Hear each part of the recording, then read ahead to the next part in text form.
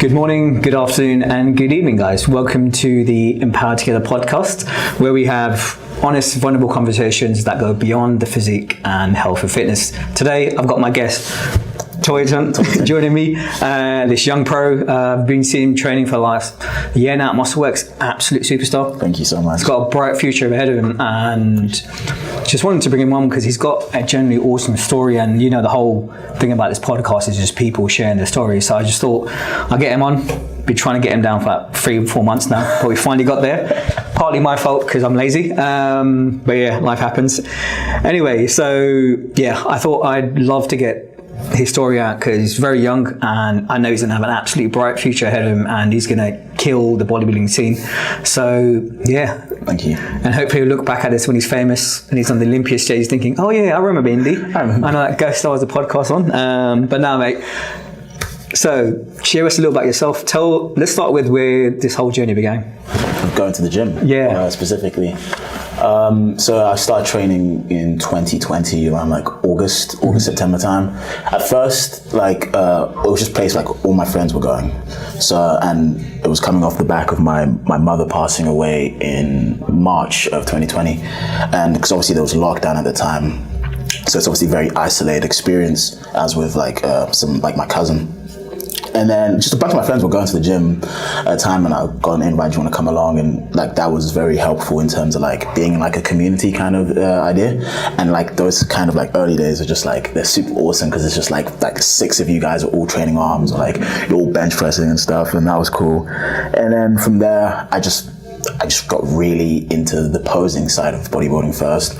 Like I'd see like videos on my like Instagram Explore page, etc. So this is pretty cool, but like I never actually thought of like actually competing. And then as years gone on, I started going to like more like a bodybuilding gym kind of thing. Met more and more people, told me I had potential to compete, and ended up competing, and here we are. Yeah. Correct me if I'm wrong. Did you win your pro card on your first show, or no? No. I didn't win my pro card until my second season. Okay, very good. That's really good. Talk to me about. So you obviously had no interest in prior to like COVID and lockdowns about bodybuilding. Yeah. When you first went to the gym, what did it give you? What did you feel in that moment? I like the pump. I like Arnold says, like the pump's the best feeling. Yeah, let's be honest, guys. The pump is the best feeling. We were chasing the pump. Yeah, it was cool. It was fun. Like me and my friends, we'd go. Like it was just really nice to spend a lot of time with like people that I'd grown up with, because. So, how old was I? I would have been around 12. We moved from where I'd always grown up. We moved to Kent, and I was like always felt a bit homesick towards like my like area I grew up in. So after my mother passed away, during lockdown I was living with my auntie, or cousin auntie kind of idea. And then after lockdown I moved in with my brother, who was in university at Chichester, which is right next to where I'd grown up. So I really liked the opportunity to like, I didn't feel as isolated from my childhood friends as I had been for the past like 3 or 4 years at that point. So it was like about spending as much time with them, and it was just really nice. Like we'd go train, and then there was a Sainsbury's like right outside the gym, and they used to do these like hot like barbecue chicken wings kind of thing. So we literally would train and go eat, and then I had college as well, so it was like right down the road. So it was just a great time. Yeah, it was just a nice like community idea. I think when it comes to kind of bodybuilding or lifting, that's one thing I think a lot of us can relate to, is that community aspect. Yeah. Like I know for myself, when I was younger and I started going training, it was less about like being strong or physique. It was all about being in an environment where everyone's on a similar journey. Yeah, it's a great third space. Yeah, like between like, I mean, I wasn't working at the time like seriously, but like between working or education and then at home time, it's that kind of almost like an escape kind of thing where you can just, you know, cut loose, be free, have fun kind of idea. That was what was really like getting me into it. Now, that's one thing I want to touch on as well. You mentioned third space is kind of, a lot of those spaces we are seeing kind of diminish in society now. You know, like when I was younger, there were youth clubs, you know, obviously I don't drink, but you had stuff like the pubs and, you know, there were like social clubs, there were different things to do. But as the years have progressed, and those third spaces are slowly diminishing because life is very much now just on your phone, work, go home, chill, and there's no like time to mingle or meet people. And I think one thing for me, one of the reasons I love coming to Muscleworks is the community. 100%. Yeah, that's one of the things I really love. I really felt like embraced, and like a big thing for me has always been like feeling, wanting to feel welcome anywhere I am. Like whether it's like, even something as small as like a sponsorship per se, feeling like the team there actually really want you to be a part of it is something that's really important to me. So when I did my first session at Muscleworks and I ran into Frank, and he was just super like just bringing me in, I was like, okay, this is a place where I actually feel like wanted around. And then speaking to Anthea and Sav, it's just solidified for me that same kind of feeling I had when I first started training, that like feeling wanted and like community inside. And yeah, it's a very beneficial third space for me. When was the first time you came to Muscleworks? Well, technically, the first time I would have come would have been like 2022, like me and like 10 of my friends who came here in the summer it would have been 2023 because I would have been at the start of my first prep. Yeah, 2023 in the summer. But then like when I moved to London after I graduated, so the first session would have been like June or July kind of time period. Yeah, last year. So I know you mentioned obviously Frank bumping into you, keeping that little spot. Frank's an absolute character of the gym. That guy's got the best laugh. He's always happy, very positive guy, and he's absolutely strong. But it's like, aside from that, what was it that made you think this is the place you want to be and call home for training? It feels historic. Yeah. Walking through Muscleworks is like, on the way to the men's locker room, it has those posters, and like one of my favorite bodybuilders, like when I was like first getting into like posing, like I was mentioning, was Brian Buchanan. Yeah.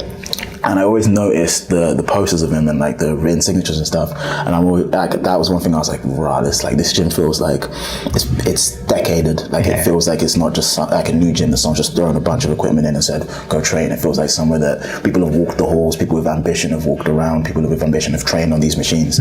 And it keeps me fired up. It's one thing I said to my client the other day training. I was like, there are machines here that were once new, and there are people who probably lifted those or used them and who are probably not even alive today. Absolutely. And that's absolutely, and that's something that always this is really strange, but like sometimes when I train and I record a set, it's really weird, but I kind of feel like that specific moment, so long as I keep this video, that specific moment is like immortalized in time. And even in like 40 years, 50 years, when I'm not necessarily training at Muscleworks, I hope one day someone knows Toitan Ekundayo and they see the signature and the thingy, and they're like, he once trained here once, and he probably used that. That's what I think about, like all those people we see downstairs on the walls probably use one of those machines. They're either not here or they retired now, or and they've similar mindset to you, thinking that I wish someone's using that, because it's one of the reasons I love this space. Like I always travel around to different gyms and I like my kit, I'm quite nerdy about stuff, but there's just no Muscleworks. There's not. In all the gyms I've been to, I've never felt one that felt quite like history. There's always either newer gyms or etc. Because even one thing I found, like with obviously there's the franchises now, so there's a lot more of the Muscleworks, but it's just not the same. Not the same. No, I think the first Muscleworks I went to was Orpington. Yeah, that one was really good. I went back in the day with my first coach and one of my old training partners. Well, that's got probably one of the best leg rooms in London. It's insane. It's kitted out. If it wasn't a bit of a trick to get to, I'd probably train there regularly. It's absolutely kitted out. But even this space, like when, so you wouldn't have gone to the original one that was down the road, I figured out eventually that this is like the second version. Because even when they came, it was just one side of it, and then this whole second half was a year later on. So imagine how cramped it was then. But no, this space is definitely special, man. I mean, like even myself, when I come in here, there's the sheer love I get from people. Like me as a person, a lot of people know I tend to keep to myself. I like my own space. But coming here, as you mentioned, you feel like a family. You come in, there's like 100 million hellos before you even start your first set. And if anyone wants to jump into your workout, you're always like, yes, go for it, it's fine. And I think that for me personally adds a massive thing to training the community. So I know you obviously touched on like community being a big thing. Why does that matter to you? I guess it brings a form of stability that's always been a bit like, I don't want to say absent, but a bit like uncertain in my life, because I've moved around quite a few times in my childhood and stuff, and like with like a developing, like throughout my developmental phases, basically, like it always felt like, so after my father passed away when I was very young, I always felt afraid of like other people, because a few other people passed away like in relative close proximity afterwards, and it always felt like nothing was very certain in terms of like a structure. And I guess feeling like I have control in the communities I choose to build around me and take part in is like a comforting feeling. Yeah. What does it mean to be part of it? Like, what makes a good community to you? Passion. Yeah, just being passionate, people being passionate. And I honestly, and the thing is with the community as well, I could care less what people do. It's just like, as long as you're passionate. Like, I speak to people that don't care anything about bodybuilding. They might like fashion, they might like art design, they might like whatever, but so long as you're passionate about it and you truly want to live that, that's awesome to me. That's great, and I want people like that around me. Happy days, man. But that's it, and that's what community is about. And that's the whole idea of this podcast. Like, the name of it is Empowered Together. Yeah. Because I always say this in every episode, like, we are strong alone, but together we're just something greater. Yeah. You know, and we need spaces like this to have these sort of conversations and show people that aside from the physiques, there's more to us. Yeah. You know, I had the same conversation on my last episode with Stella about how I wouldn't call myself a bodybuilder. I lift because I just love training. I'm not competitive. I work on my physique, that's it. But I also feel like we build these physiques because it creates an armor for us. You know, and I often say, like, what are we trying to, like, not necessarily hide behind the armor, but what is that physique really representing? So I think what I want to say next is, like, if we put like the physique and the performance aside, how are you deep down as a human right now? Oh, amazing. Yeah. I'm in a really great space. I have tons of like great people around me that I love and cherish. To be fair, the main things that affect me at the minute is my training. Like I injured my chest a couple weeks ago, maybe a month now, and that's been the hardest thing, like, that I've been really dealing with. And just in terms of, I take a lot of pride in like my progression, and I'm always like, I'm really like monotonous with it kind of thing. So that's the main thing that's been like hampering. But I mean, I'm also like acutely aware that I'm growing up, like I'm getting older. I get older, he's still young. Like, I'm probably about 20 years older than him, by the way. Yeah. It's always strange to say it, because like I know how ridiculous it sounds because I am only 22, but like for example, I'm paying taxes now and like sorting that kind of stuff out, and like it literally just felt like I was just 18 or I was just 17 and I was just like just training with friends. And that kind of like acute awareness, it has been a little bit stressful, especially like just like having to figure out a bunch of things, like navigating, I don't want to necessarily say alone, but feeling like it's things I have to figure out myself, which is a kind of a reductive kind of mindset, because I know there are so many people in my life that, like I always say, there's no such thing as an original experience. Millions of people have felt exactly what I feel right now before. Millions of people around me have felt exactly how I felt before. And I know, like, the easy thing, not even the right thing to do would be to just reach out. I have older brothers, I could reach out. How did you handle this? But it's always the easy thing to do. It's always the easier thing to do to feel like, oh, I have to figure it out by myself.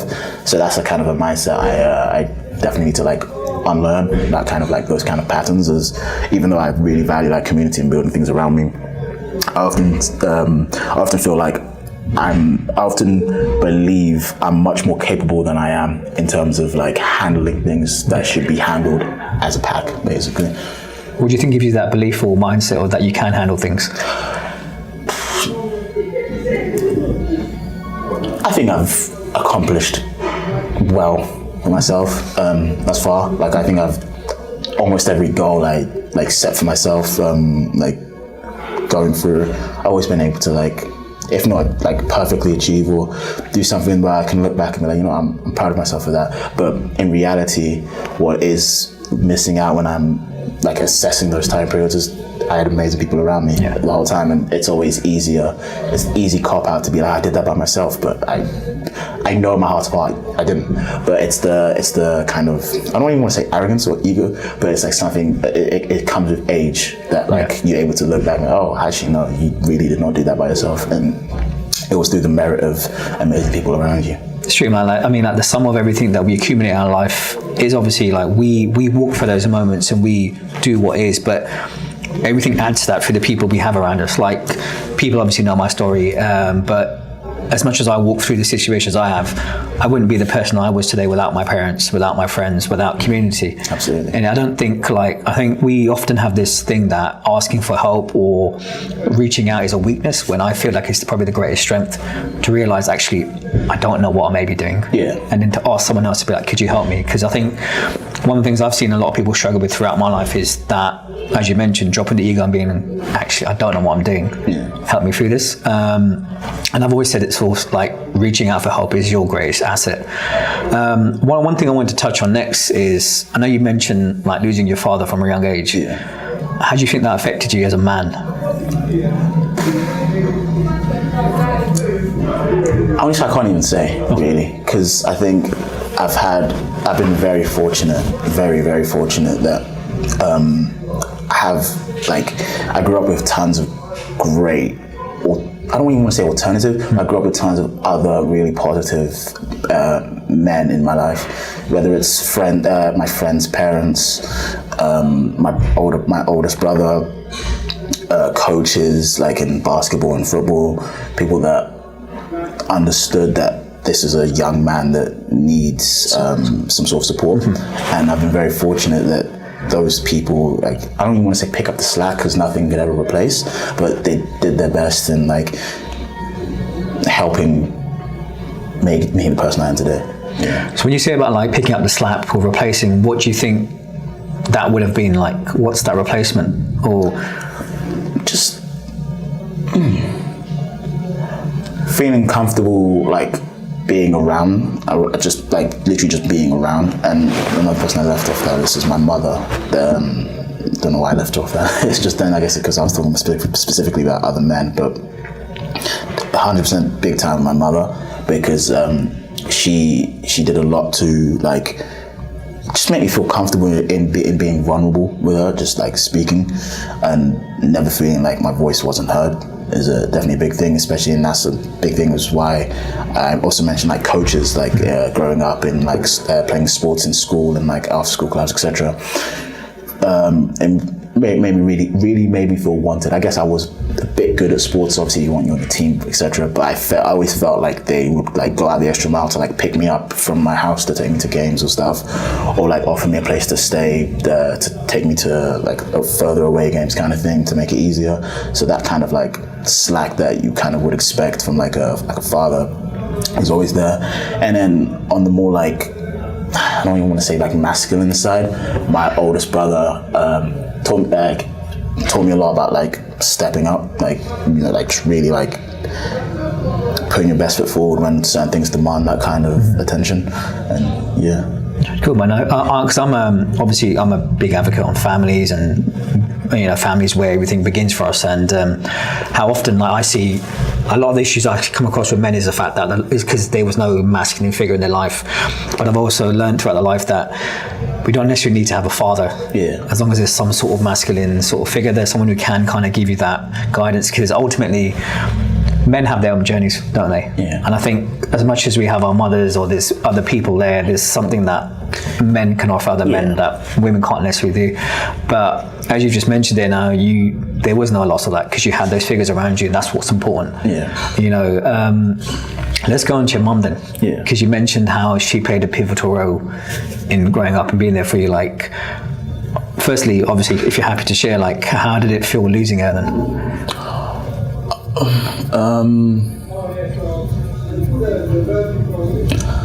It was shocking. This is the main thing, because it was very quick.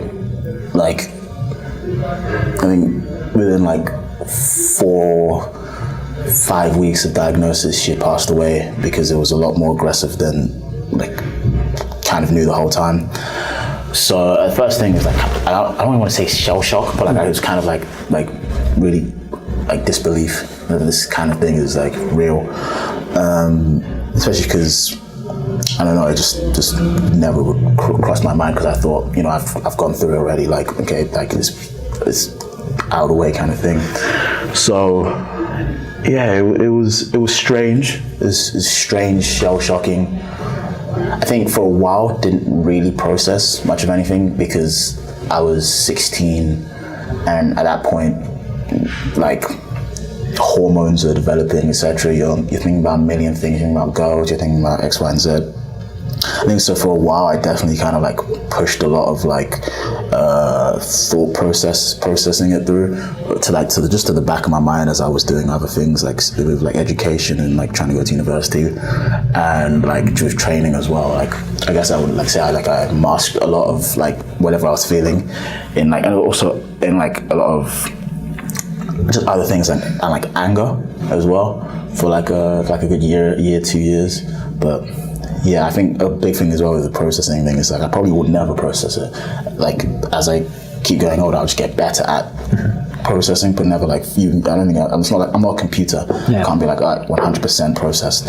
So it's like it's like to this day it's still shock. Like I'm still in shock. So yeah. Oh man, talk to me about the anger. I mean, you know the whole thing is like boys will be boys kind of thing, like gang and like fights and like acting like tougher than I ever was in my life. Like just it's that thing of like avoiding sitting with the reality, like forcing myself to play roles that I know in my heart of hearts that's not who I am, and it led to trouble and stuff like that. But I mean, that's kind of just part of the process of like learning wrong, doing right afterwards and moving on. What was it that made you snap out of that anger? Or I know you said it, obviously things are going to always be with us, but at what point did you turn around and think, okay, this is not serving me? Got into a situation, how old was I? I would have been 17. A couple of my friends, we got like arrested for like a fight. And there's always a thing my mum and mainly the women in my family would always say was like, remember the house you come from? Like, know the house you come from when you're outside and you're representing yourself. And like sitting there like arresting and stuff, I'm just like, this isn't me. Like I'm actually not that guy. I've never been that kind of like person.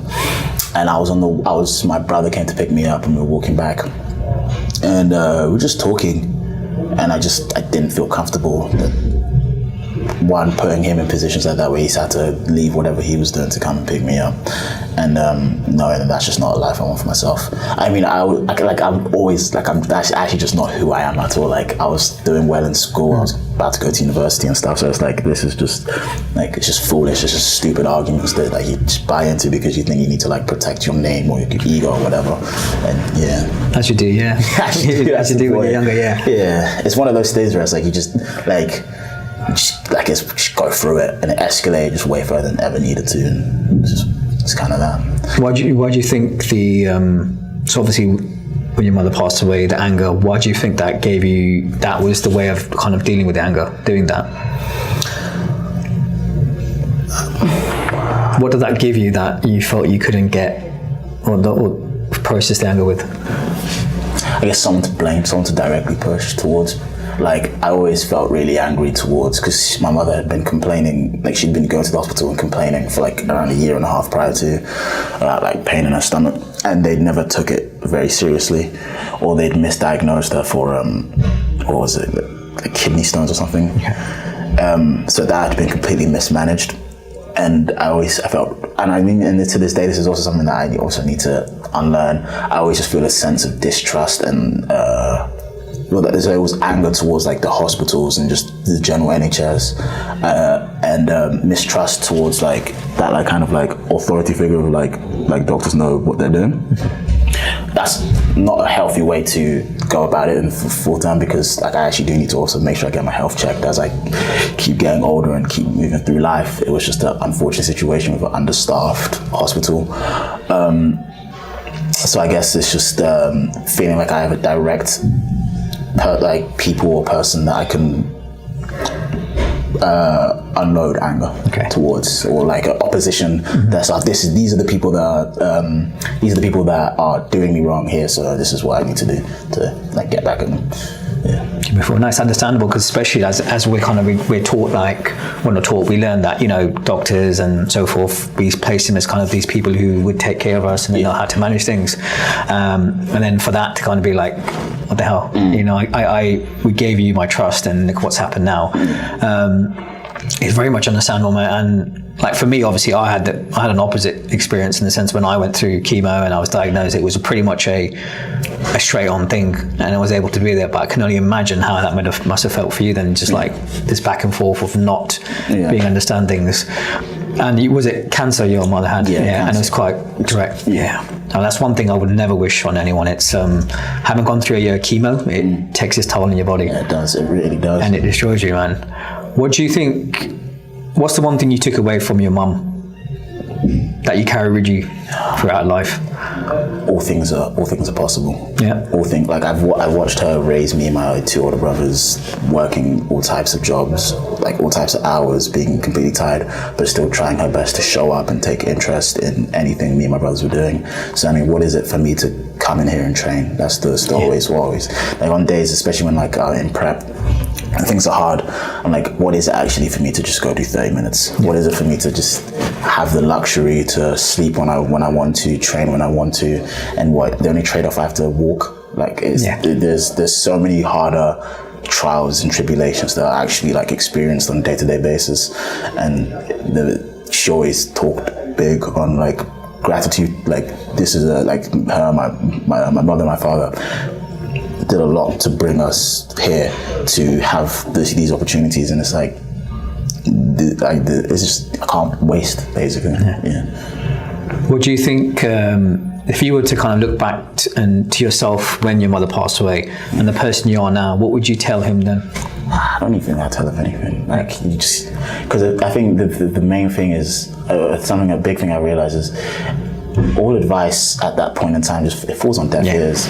You kind of have to let people just be, you know, like you figure it out. And even if it takes 40 years, even if another universe where I keep doing stupid things, figure it out at some point, and it's your journey to go through.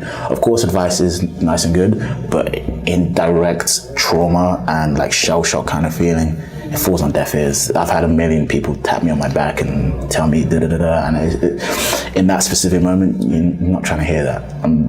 I just more often than not just want someone to be silent in that kind of moment. So if I could go back and speak to 16-year-old me, I'd just be quiet. Be there, let him talk if he wants to talk, kind of thing. Because that was a big thing. A lot of people were just talking at me.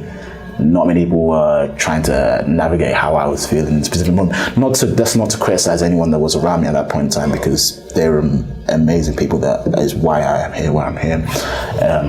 That would have been a big thing. And now people did do that. Like my uncle and aunties and my mum's older sister were just there. They were, like, it's not even like it was avoiding who was there, but it was more so like we're all in this together. And I saw the pain in my mother's sisters, and it was like just being there together for it.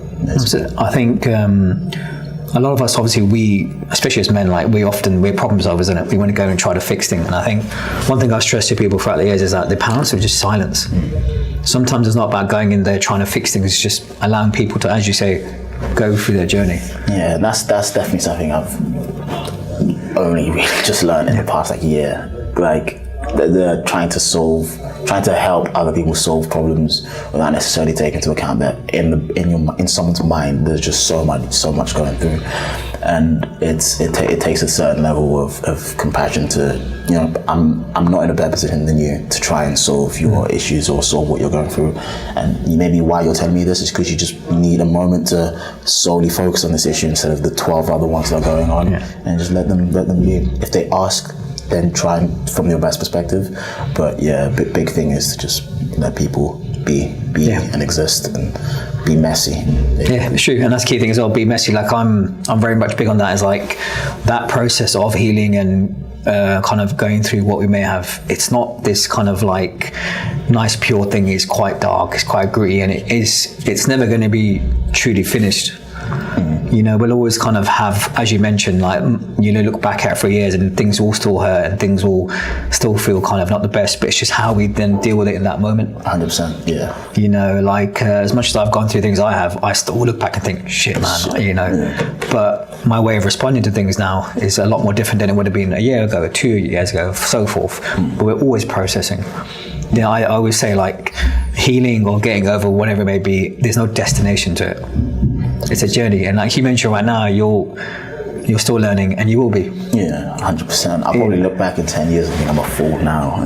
Mate, I'm 40. I'm nearly 40 years old, and I look back and think, what was I thinking back then? But it's one of those things we need to forgive ourselves for the things that early time teaches us. You know, it's very easy to kind of think we know everything when we're young and we're kind of like top of the world, but we're still young, we're still that child, we're still kind of navigating through life. You know, like I always say, who suddenly decides that you're 17 and then the clock's past 12 and you're 18 today and you're an adult? No, you're an adult, yeah. You know, like you've just mentioned, you're trying to navigate adulthood now, paying taxes. You know, that's the truth of life, guys. We all got to pay tax. But yeah, it's kind of like that journey of trying to just find ourselves in life. You know, like I often get, like, I'm very grateful for the praise I get from the people and what I've done throughout my life, but I still struggle. And I still think I'm weak. I'm still feeling like I'm not good enough. And then people look at me and think, but you've overcome all this stuff. I'm like, yeah, but we've all got our own journey, isn't it? 100%. So you mentioned earlier that right now you're in a good space, everything's going well. Yeah. What's the one thing that does bother you though, deep down? I mean, ever since I was a child, death. Okay. Death is something that always just like fucks with my mind. Ever since like, it's the same rapid way my mother passed away. It's the same way with my father. Especially because I was 7, 8 at the time, so I didn't really understand what was going on. So it's like, as much as they might have like tried their best to like, they didn't necessarily keep me in the loop, but like 3 months ago it's all fine. Now you're in hospital, and now you're gone. And then it was, as the years go on, it started creeping in my mind that that's forever. So that's always something that, like, through the years, it's like any time it pops in my mind that like it's forever, it always, that's like it. I don't handle that well, and that always just comes around during bouts of grief, like thinking that like, yo, that's gonna be you one day, and there will be people that feel that as heavy as you feel that. And that's a little bit uncomfortable, but I mean, it's like, I can't do anything about it. Right. So it's just like, well, that's a fact of life: death and taxes. My two biggest. Those are two factors. The first in all of our lives. Getting out of those two things. But it's funny because I've never thought of death in that way. No. I'm kind of like, I know it's going to happen. Yeah. So the way I look at it is like, what can I do from now and then in my life? Yeah, and that is a helpful thing. I think part of it is I think the generation I'm in, we have so much almost unlimited access to everything we want. Yeah. So it's kind of like I noticed in myself that like sometimes I don't game very often, but when I do game, like I will go until I want, as many rounds as I want, or like if it's like I almost treat life. I've been kind of conditioned with the generation I'm in to kind of treat life like a buffet. You want more of that? You want more screen time? Take more screen time. As much screen time as you want, as much as you want, as So the problem for me is just like, I don't want to go. Whenever it is that I end up, it's my time, I just have the feeling that I'll be like, I'm not done yet, you know? And that's kind of like something I'll probably unlearn. I'll probably get to whatever age I'm at and be like, you know what, mate, like, you've done a lot, you've done well. So it's probably, again, it's one of those things where it's like, with time, I'll probably be like, you know what, like, that's part of it. It's part of it. But as me as an adolescent at the minute, or whatever I am at the minute, I want more than I am meant to have, and that's. And what is that? My year, like partially it's also my years, but also it's like that's the same kind of thing with training in terms of wanting more than I'm meant to have. It's like I feel like there are really great things that I am capable of, that I believe I'm capable of. I'm not 100% sure of my actual limitations, but I want to push beyond whatever it is that I'm meant to have, and that fear of not knowing how much is there also then does sometimes hold me back, because it's like, it's a little bit crippling to feel like something along the way is just going to completely mess this whole thing up. Everything you've done, something along the way will just screw that up, and that's what I've been feared about with my injury. Even though it's not a real major injury, and it's just like a month and a half kind of setback. The immediate fear, there's like that fear that you were worrying about months ago. This is it, and it's just something that makes me uncomfortable. That's my biggest discomfort. Do you often feel like when we have these thoughts of that fear, we end up creating a self-fulfilling prophecy?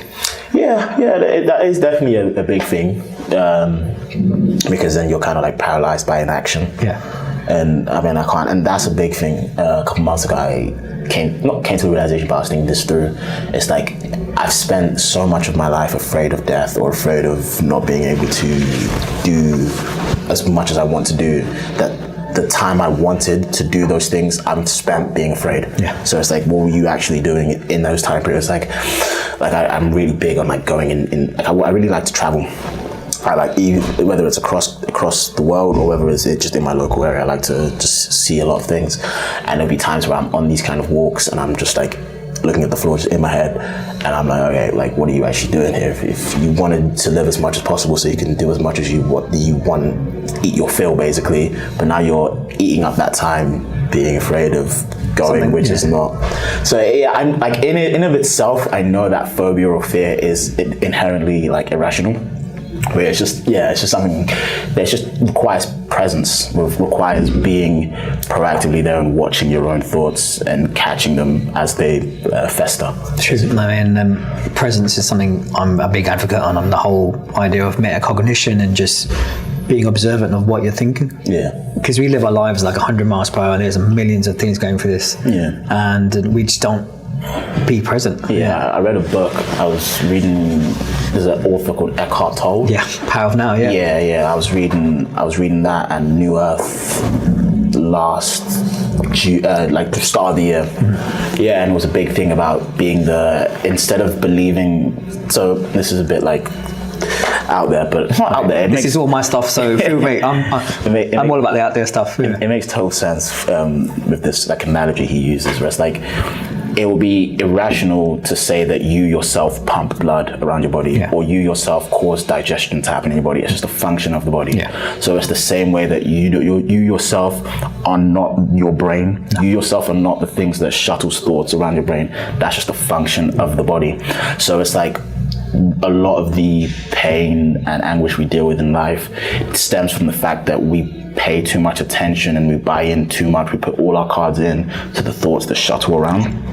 And as you deal with those thoughts, some of them are thoughts where it's like, I'm the greatest, or some of them are like, I'm completely awful, and we tend to attach our identity to these thoughts that just run through.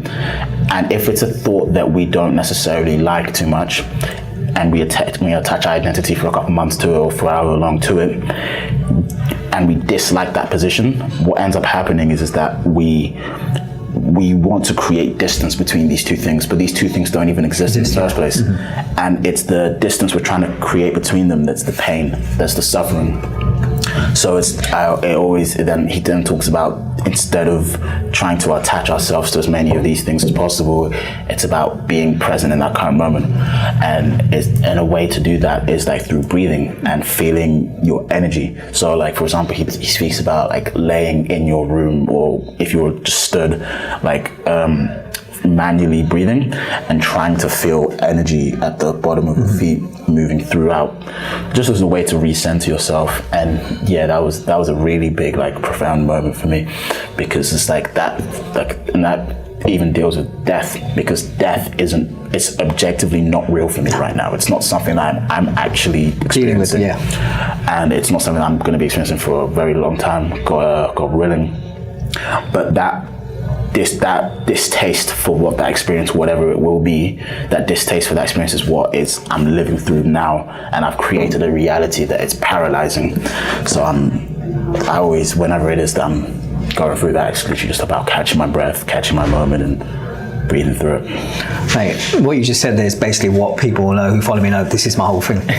You know, so I'm kind of like tame on some of the stuff I talk about on podcasts, but that's my arena. Yeah. Like people like Power of Now, books I studied years ago, the whole mindset of like what we are is the observer of those thoughts. Yeah, 100%. You know, we're choosing to understand what to interact with there. Because I always had this picture in my mind, always like, I'm sitting on top of a tree, just looking down. There's my thoughts of being upset. There's my thoughts of this. And I come and choose to interact with that. Yeah. Because ultimately, emotions are neutral. Yeah. Happiness for me is happiness different. It's different to you. People often say to me, like, when I had my accident and I woke up in hospital with 2 days to live, and I was like, cool. Yeah. And the neurosurgeon was like, what the hell? I'm like, but do you want me to be upset? Because that's what you think, innit? But it's like, we have a choice in that moment. You know, we live a very reactive life, don't we? We're basically playing cameo to our emotions. Yeah. They're always controlling us, when we need to pull back and take the steering wheel and say, actually, I'm not going to let that moment or that thing define who I am right now. But like you said, we attach ourselves to these things when it's a case of like being present. And I think I always like, I'm 40 now pretty much, and I'd say like, life went like that, but life doesn't go like that. It doesn't. Because when you're actually in the moment and appreciating everything, obviously we're never going to appreciate every single moment, but like when we're daily just being aware of ourselves, it's a really long journey, man. Yeah. You know, and it's not like that, but it's like, for someone your age to say that, I love that. Because it takes you back to when I was your age, because these are the sort of things I would be talking about, but people would be laughing at me for it. Because it wasn't the cool thing to do, or it was a bit kind of boohoo out there. But like, as much as I'm tied into like science, reality, my whole ethos is built on like what we want to call spirituality, or looking at ourselves on a deeper lens. Because far too often we're a byproduct of other people's beliefs, societal expectations. No one ever asks, who are we? Even us, like, we're tying ourselves to names, like it's just labels. Yeah, and it's like a big thing is the more of these things you attach yourself to all the way through, even as big as like, even as small, I mean, as like celebrities. Like if you have your favorite artist, you have your favorite this and that and the third, and you're attaching your existence to all these different, the status of all these different bits and pieces alongside the status of the bits of mental health that you choose to attach yourself to. It's kind of like you're tearing your soul into all these different arenas and pools. So it's definitely a big thing to try be whole, be exploring what it is that happiness is to you. And that's like a big thing to me as well. It's like we're talking about with age. Sometimes I look back and I think about myself almost in like 3 different segments of life. Like I look back at even just me at 18. That's like, although objectively these cells are the same, I don't look the same, I don't act the same, I don't feel in any way attached to that 16, 18-year-old. I don't feel, and he doesn't feel, when I look at his actions, when I look at the way he did things, he doesn't look or feel attached to that 11, 10, 12, 9-year-old. And it's something I've been dealing with, the idea that like, even me right now, as I am a bodybuilder, and I'm associating this period of my life from 19 to however long I compete, and I'm doing this as the bodybuilder. Hell, man, I might wake up in 14 years and be like, what is that? Yeah. So but as I assess these different like periods and I look at them, it's always just like, what are the through lines that I found to be important? And a big, like I always say about like, how we said earlier and start about like community and family. That's something that's always been that urge to not only stick with my family, but my chosen family and my chosen community as well. So long as I always do my best, and those communities change. They change through the years. 100%, yeah. So long as it's whenever period I'm in, I do my best to, as I can within grace, because obviously you're not perfect. You do your best to pour into those plants of community and family, and that. But that's just for me. Someone else, it's completely different. Throughout their periods, they might assess them and be like, you know what? My main thing has always been whatever I'm passionate about. That's 100% what has to be the most important. More power to you. Yeah. And that's just, that's the way I've always. Like, no, but I love that, man. Because we're all like, as you mentioned, like the person you was back then, that's one chapter of your journey. Yeah. And you're moving through different chapters, and ultimately, you know, we're building that story as we go along.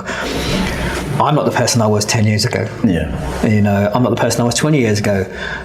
And I get excited of the person I'm going to become. Yeah.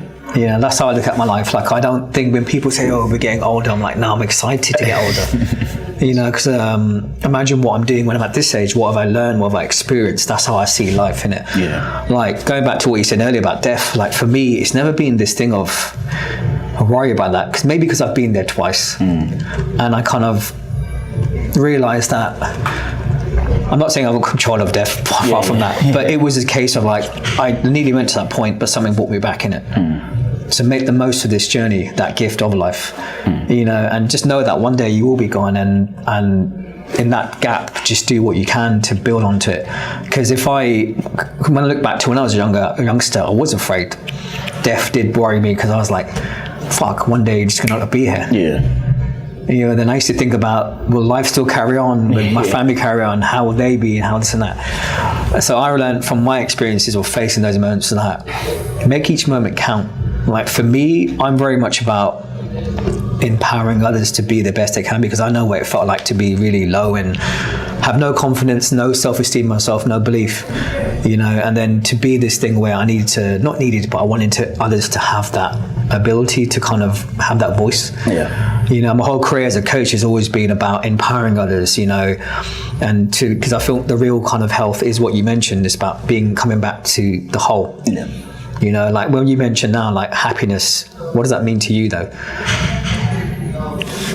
Freedom. Sorry, okay, don't know. Sorry. Freedom to choose what it is I want to do in this moment. Like, and this is something I've been talking about as well recently. I can do almost anything right now. Like, I can choose as soon as we finish this up. I can go fly to Thailand. Yeah. I could go fly to anywhere in the world. There's so much opportunity to do what it is you want to do, that for me, happiness is just not wasting the moments that you decide you wanted to do something. So like if I'm deciding, okay, I want to win my pro debut, in the moments I'm existing until that pro debut, and I'm choosing that's the existence that I want to live through. Just don't waste those. Don't waste those reps. Don't waste those sets. Don't waste those meals. Don't waste those steps, cardio, etc. And that makes me happy. It's so long as I can, at the end of the day, put my head on my pillow and be like, of all my choices and all my decisions today, each of these were individually chosen by myself, for myself. I'm happy.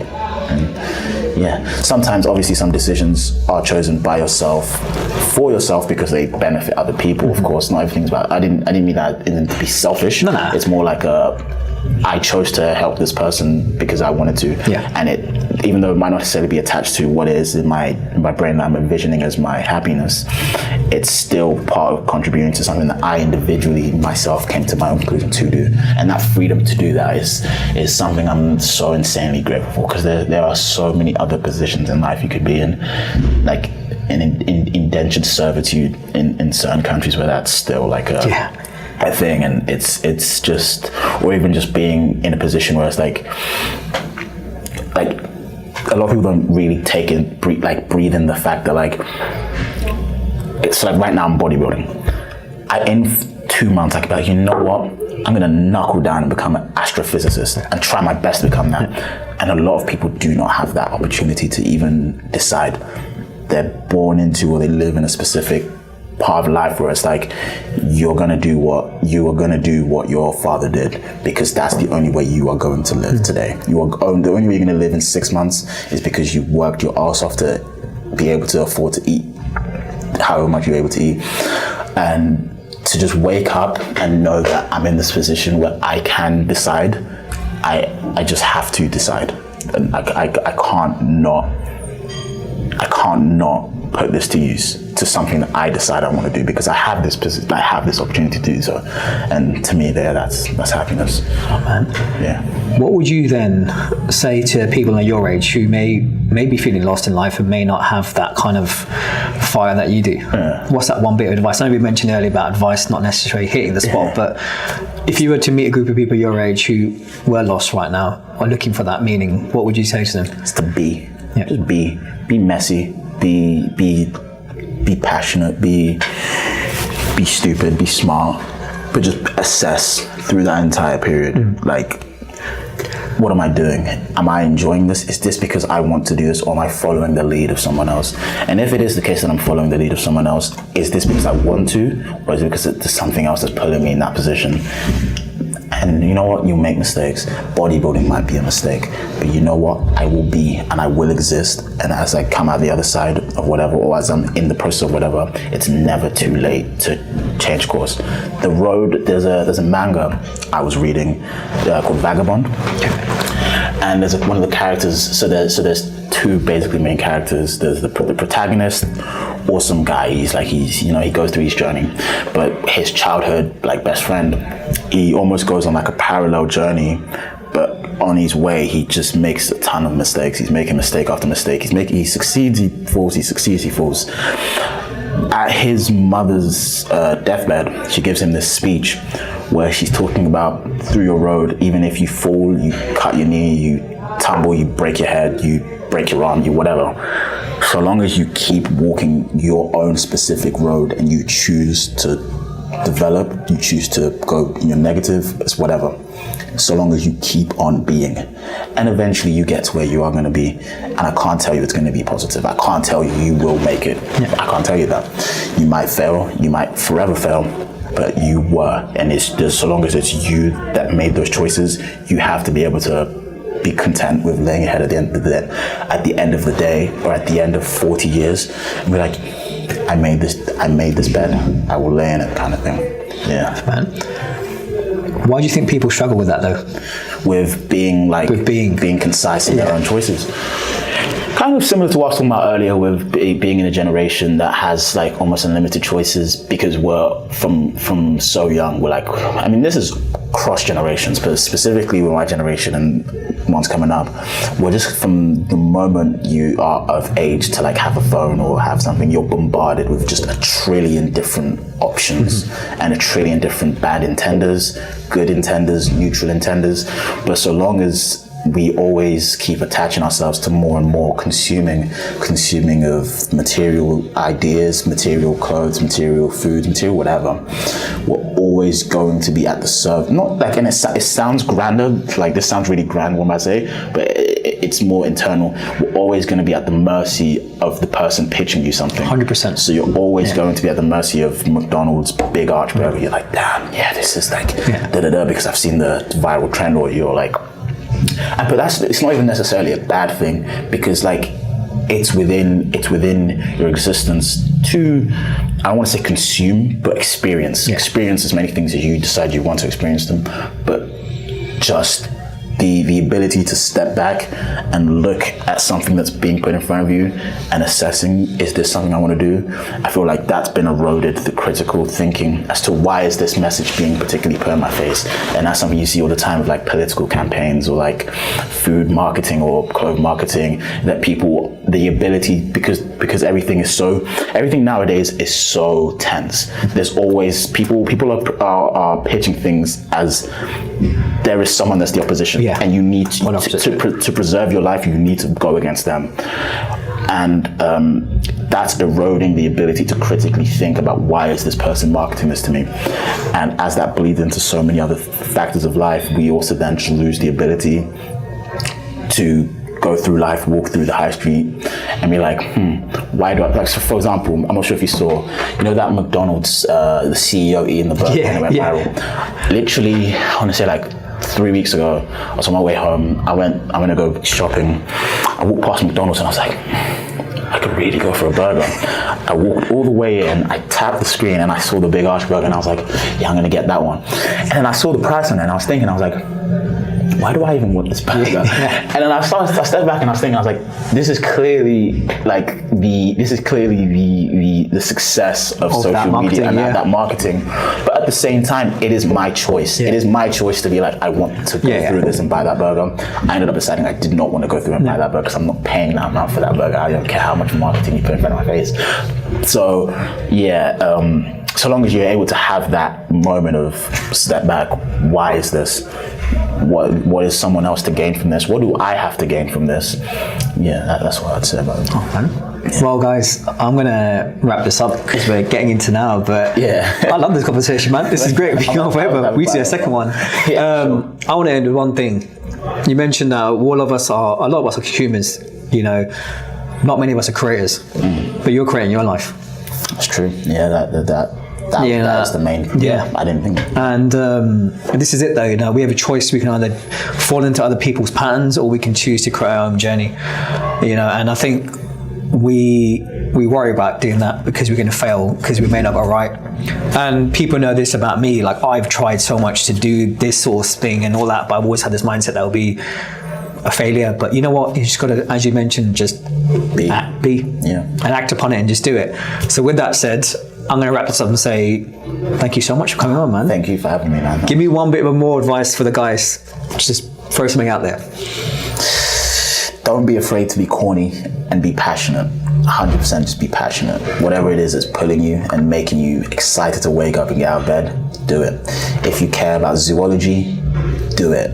If you care about microphones, do it. Just up to your utmost be passionate about this, because not everyone has the ability to choose to be hyper specific about headphones or zoology. So whatever it is you have the ability to choose to do that, just do it. Exist in it. Do it. Cool, man. And with that said, guys, I'll conclude this episode. Check out the next one coming soon, and thank you so much again, mate, for your time.